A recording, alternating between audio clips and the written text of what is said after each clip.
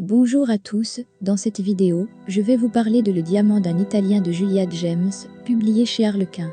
Cette romance contemporaine est un véritable page-turner qui ne vous laissera pas indifférent. Le roman raconte l'histoire de Ruby, une jeune femme anglaise qui travaille pour une maison de vente aux enchères à Londres.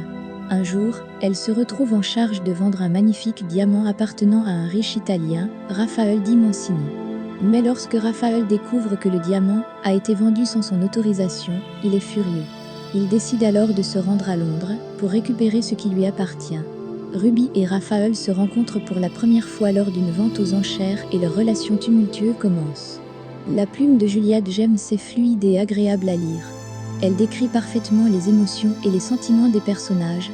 Les personnages sont bien construits et ont tous leur propre personnalité. Ruby est une héroïne forte et indépendante qui n'a pas peur de dire ce qu'elle pense. Raphaël, quant à lui, est un personnage masculin alpha qui peut sembler arrogant au premier abord, mais qui cache un cœur tendre.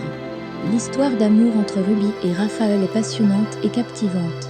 Les deux personnages sont attirés l'un par l'autre dès le début, mais ils ont du mal à se faire confiance. Leur relation est semée d'embûches et de quiproquos, ce qui rend le roman encore plus addictif. J'ai particulièrement aimé l'aspect voyage du livre.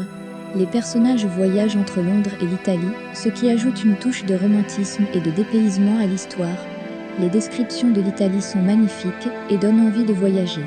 En conclusion, Le diamant d'un Italien de Julia James est une romance contemporaine captivante et passionnante. Les personnages sont bien construits et l'histoire d'amour entre Ruby et Raphaël vous fera vibrer du début à la fin.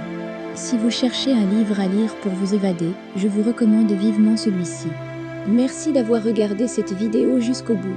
Si vous avez aimé cette critique, n'hésitez pas à laisser un pouce bleu et à vous abonner à ma chaîne pour ne pas manquer mes prochaines vidéos.